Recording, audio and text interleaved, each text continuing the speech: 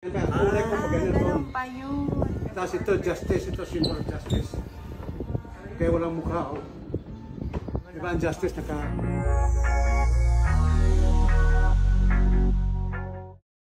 Pinuntahan nga mismo ni Alex Gonzaga ang opisina ni Romulo Galiciano na isang sikat na painter.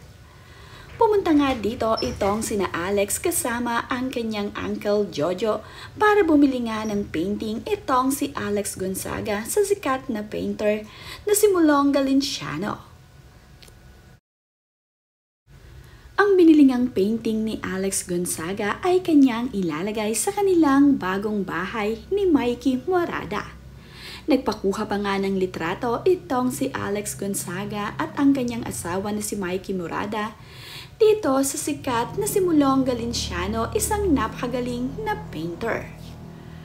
Mayroon ding libro at mga painting na nabili itong si Alex Gonzaga na mayroong autograph ni Mulong Galiciano. Kaya naman, napakasaya ni Alex Gonzaga sa kanyang pagdayo dito sa opisina ni Sir Mulong.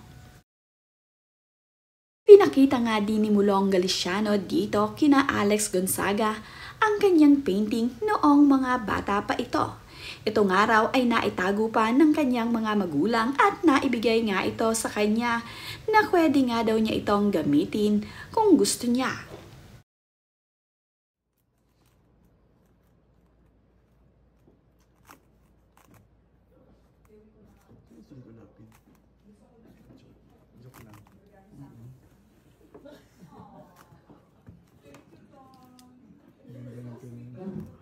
Ganda ho ng pirma nyo, no, sir? Ano ho yan, magmula nung bata ho kayo, yung unang-unang painting nyo, iyan na ho yung naisip nyo? Napirma? Napirma po? Hindi. Nag-iba, hindi iba din. 3 beses ako nagpapalit. Grabe, ganda ng sulat. Kakaiba.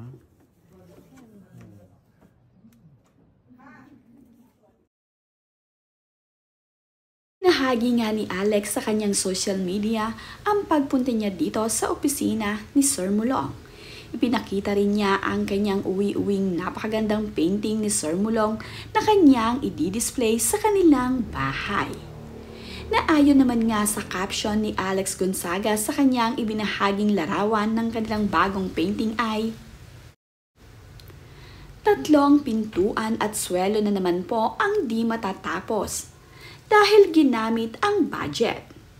Pabirungang sabi ni Alex Gonzaga sa kanyang ibinahaging larawan. Ginagawa pa kasi ang magandang bahay ni Alex Gonzaga at ng kanyang asawa na si Mikey Morada. Kaya naman, napapabiro itong si Alex dahil bumili nga siya ng napakagandang painting. Pag-uwi naman nga ni Alex sa kanilang bahay, ay mayroon nga daw mga bulaklak na ipinadala rito para sa kanya. Marami talagang mga kaibigan na nagmamahal dito kay Alex Gonzaga.